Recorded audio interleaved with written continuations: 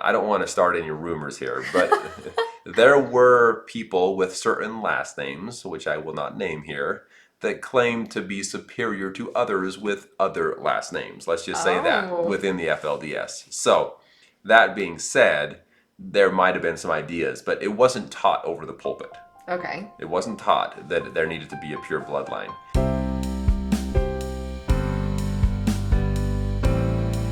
Welcome back, everyone. My name is Sam. And I'm Melissa. I grew up in the FLDS community. It is a polygamous group run by Warren Jeffs, and I moved out when I was 18 years old. I was raised LDS. Sam and I have been married for 9 years and have two awesome kiddos. Yes, we do. We want to say thank you so much to our donors on DonorBox and members of our channel. We really do appreciate your love and support. Yes, today we are back with Secrets of Polygamy with the fourth episode, which really the entire episode kind of hit on mostly just 2 points. And both of those are a huge deal in the Kingston group. We'll definitely tie in a little bit to the FLDS. Yes. But before we get into that, there's 2 things that we want to say. One, I am so sorry I got Amanda Ray's dad incorrect. Okay, in the last one. Better. Her dad is not the prophet. I know she talks about Paul a lot, and so I had just had that in my head, and I apologize, Amanda. That's not Amanda Ray's dad. So, want to apologize for I that. didn't even think twice about it either when you said that. Well, we've talked to her before. She's talked about Paul so much that in my head, I just I don't know why. Anyway, secondly, the second thing we wanted to address is we have had some people reaching out that were saying that we were coming at the Kingstons without the same compassion and understanding that we have for the FLDS or the LDS or any other polygamous group. And so we just wanted to address that quickly and say that we always try to have compassion for the people. And in all of these groups, the Kingston people are not bad people. They are trying to do the best according to what their leaders teach. Their leaders committing fraud, being abusive, and having this hierarchy to be able to commit all these secondary crimes is the problem. And it's the same thing that we address and we are very upfront about within the FLDS. Even though Sam had a great childhood. Yeah, I often speak of my great childhood, which I stand by. I did have a good childhood based on the circumstances that I was living in, considering that it was very unique and different than the normal life and childhood. I still feel like I had a good family and loving parents and great siblings to be around. So I was, I guess, lucky in that way because I know not every family experienced that. But I do know that a lot of members of the FLDS church also would say the same thing, that they had a good childhood and that really things started crashing down once Warren took over and became full, all powerful over the FLDS people. But I have not withheld my concern and disapproval of Warren Jeffs himself and what he is doing. And even some of the things that the members of the church are doing because they are being told by Warren Jeffs or the bishop, whoever that might be at the time, to do these things. So it's the leaders that have the big problems. And those are concerns that I will voice in every group or every organization that is hurting other people. And I would also say that the information we have about the Kingstons comes from Amanda Ray, one-on-one conversations with her, and Eskel, yes, and a couple other people that are from the group, and also information coming from news sources, which I know that people will agree or disagree with different facts and things coming out. But at the same time, I personally, and Melissa here, we didn't ever live in the Kingston group, so I can't speak from a personal experience like I can from the FLDS, but there seems to be a lot of evidence and things that come out against what the leaders are requiring of their followers to do within the Kingston group, also the FLDS, and many other groups. Yes, and on our channel, just like we've shared Sam's positive things that have happened in his childhood, we've also had a lot of people who are victim to the awful things that were happening within the FLDS group as well. Mm-hmm. So just because we are addressing and reacting to this video that's talking about the awful things that were happening within the Kingston group doesn't mean that every single person's experiencing that, and we understand that. And we hope and pray that that's not the case for everybody, that there are people who are able to live happy, good lives. But when there are leaders that are doing these other things, secondary crimes happen, and that also needs to be addressed and be brought to light so that people can have compassion on the people and accountability for the leaders and what they're doing. Yes, exactly. So, Yes. So I guess we'll leave it at that, but I hope that clarifies that we're not trying to pick and choose which groups we're going to be respectful towards. We want to keep that respect towards all people and also be upfront and blunt about some concerns that seem to be very, very prevalent and very much harmful to especially women and children. yeah. So in this episode 4, they talk a lot about two different things. One, the pure bloodline that the Kingstons preach, and talk about the fact that the bloodline has to stay pure because they believe they're direct descendants from Jesus Christ.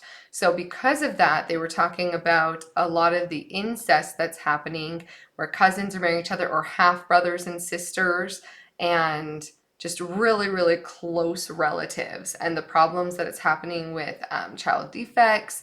And it's heartbreaking to hear of the different birth defects that there are, or the things that children are being born with because of incest. Yeah, especially when you hear of stories that, and I'm not pointing out any specific group here necessarily, but that you hear of people that are born with birth defects or something, missing parts, whatever it may be, because of incest and that type of thing primarily.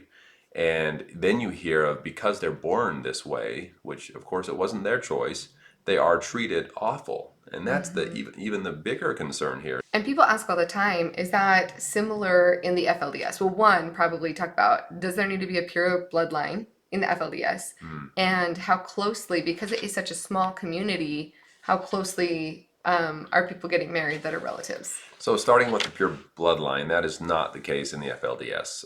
So yes, there are the people within the FLDS that would try to say that, keeping it within a certain family might make them superior to other people. But Did they say that? well, I don't want to start any rumors here, but there were people with certain last names, which I will not name here, that claimed to be superior to others with other last names. Let's just say that Oh. within the FLDS. So, that being said, there might have been some ideas, but it wasn't taught over the pulpit. Okay. It wasn't taught that there needed to be a pure bloodline.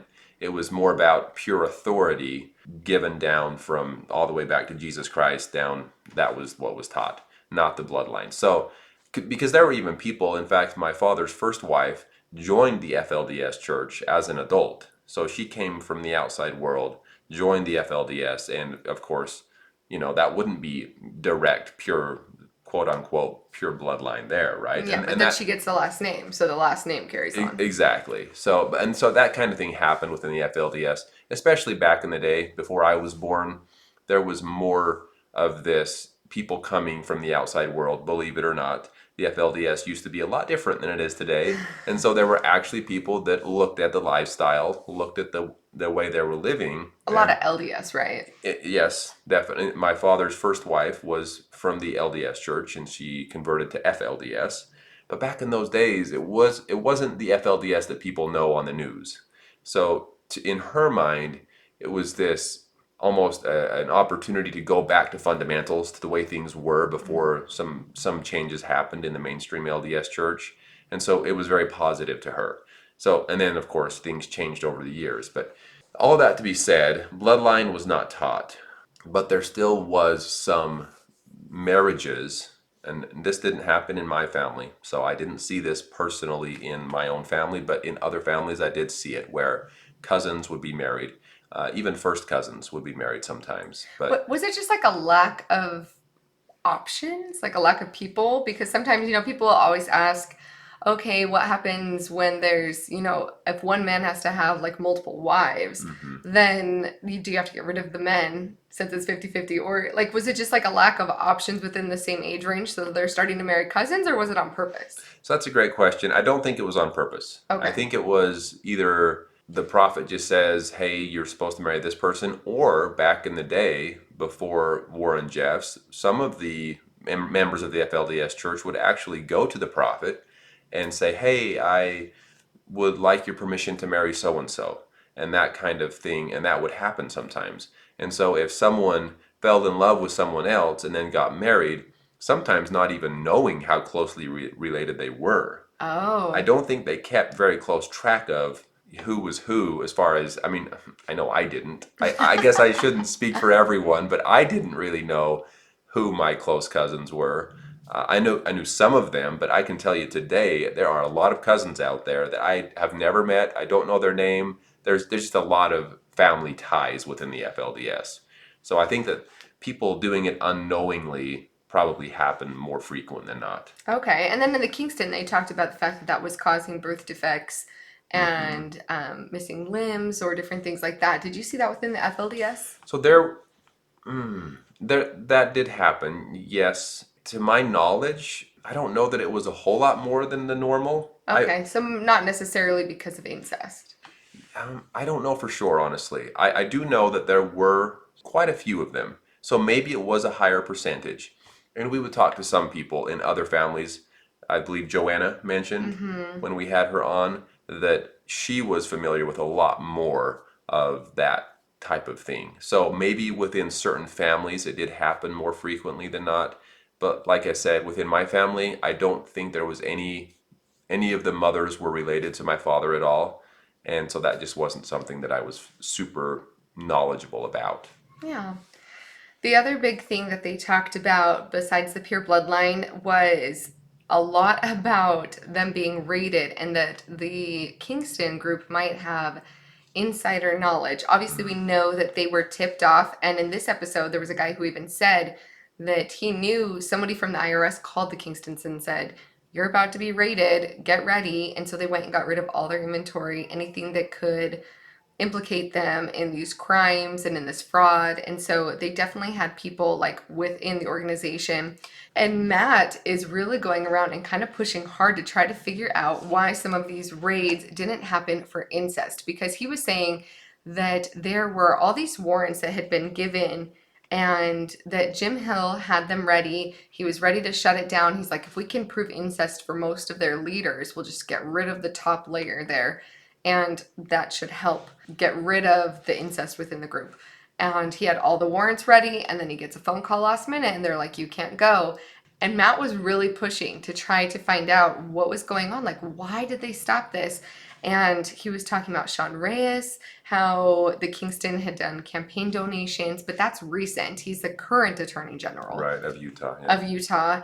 And he's like, so that seems sketchy to me, like why they're not going after the Kingston group harder, because everybody within law enforcement knows that there's things going on like fraud wise and all these problematic secondary crimes from the Kingston group. And then he goes and talks to Mark Shurtleff. Who was the AG, Attorney General, during the Mm-hmm. time that they Had the didn't, warrants. yes, and then they just didn't happen. So he was wanting to know what happened during that time. Why didn't you allow someone to go in and use these warrants to arrest these people? And so that was an interesting, which got a little heated. Yeah, that conversation got heated for sure because Mark's like, I didn't do anything wrong. And Matt's like, then why is this still happening? Like, why is this still allowed to happen?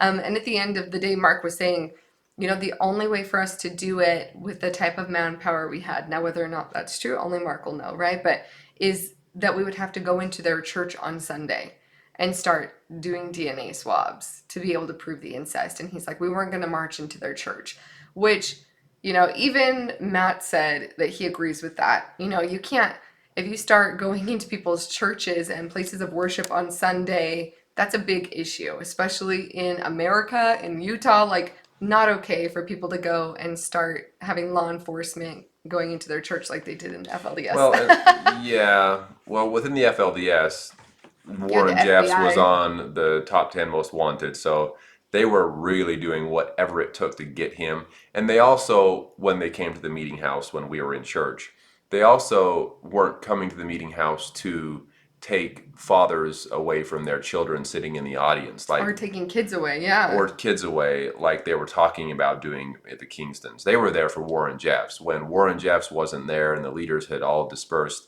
the rest of us got up and walked home. So I think that Mark Shurtleff was just wanting to not allow a big ripping families apart kind of scene during their church meeting. Yeah, which I can agree with. I think that would be Yeah. awful and would make it so that people, I mean, you shouldn't have to fear going to church. it's a tough call. But Matt had a good point because he said, well, there's other ways to get them. You don't have to go to their church. And then, of course, Mark's response to that was, we don't have enough resources to be trying to track down people in their cars on their way to work and that kind of thing, which, once again, I mean, it's very possible. There's just not enough resources, not enough manpower to do that kind of thing. But I guess it depends on where the priority is in that, because it seems like when something really has to be done, magically there's enough people to get it done, right? So I guess it just depends. It's hard from the outside, for us from the outside looking in or looking back on it to try to understand what exactly was going on. Yeah, and I mean at that point, like so Ron Barton, he was what they called the polygamy czar, Mm, for 4 years, and he was really trying to crack down on these secondary crimes and the fraud, and right. and let people know that there was help if they were being abused.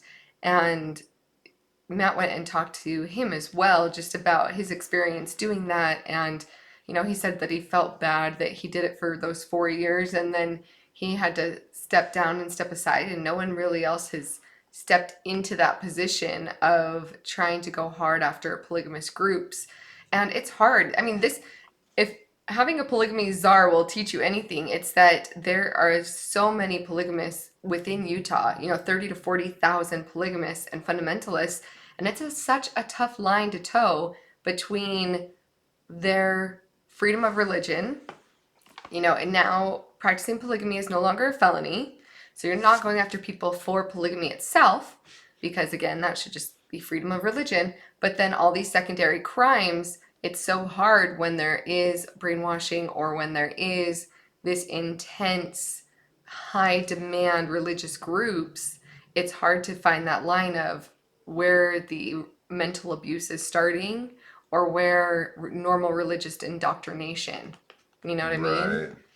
Yeah, it's so tough to know how to handle a situation like this because first of all, you have to have proof that anything is happening, which Mm-hmm. when you have devout, very strong, believing, following members of that church, Most of them won't come most of them forward. aren't going to come forward, Mm-mm. and you might have a few that come out, and then of course, I can tell you from personal experience growing up in the FLDS church, when someone would leave, like some of the first women that left the FLDS church and started speaking out, at that time I was still a member of the FLDS church. Well, guess who was the biggest liar on this planet? Those Mm-hmm. women that were speaking out. And so, of course, if anyone came to the FLDS church and tried to ask us, we would say, "Oh, those women are just liars. They're working for Satan, trying to take down God's church." And so, it's so hard to get strong believing members to admit to anything that's going on. Not to mention that most of the members in these religions have no idea of what is going on behind closed doors in so many of these homes owned by leadership. And so we might just assume that this person is lying because we hadn't ever experienced something like that ourselves. Yeah. And that kind of goes back to the idea that, like, everybody, just like any other group, there's going to be people who are just doing their best, living happy lives, where things are just fine. And like you said, they might not even be privy to the information of what's really happening behind closed doors or Yeah. the leaders' purposes in fraud or anything like that. So it can be really tough. And then in this case, in the last two episodes, a lot of the witnesses and people who could speak up aren't even willing to show their faces because they're afraid of physical harm that will come to them if they talk about these things. So it's can be scary in a lot of different ways for people to come out of any of these groups and to talk openly about it and to be willing to kind of confront their leaders and deal with the ramifications of that. Yeah.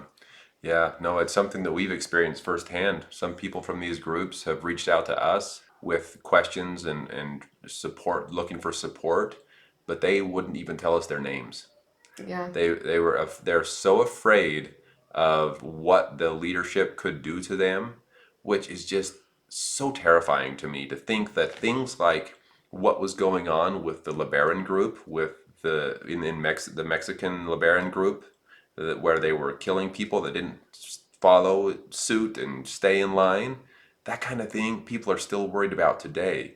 Oh man, it just makes me sick. And unfortunately, the lengths that people will go to keep people silent is very scary. Yes. If anybody out there is listening and they are in one of these groups and are looking for a way out or help or support, please reach out to us. We have our information below. We also have Holding Out Helps hotline that can help with resources in leaving polygamous situations if you are a victim of any of those secondary crimes. And if you want to hear more of what it was like for Sam to grow up in polygamy, then please like and subscribe. Yes, thank you all so much once again for being here with us again, and we look forward to talking with you soon. Talk to you all soon.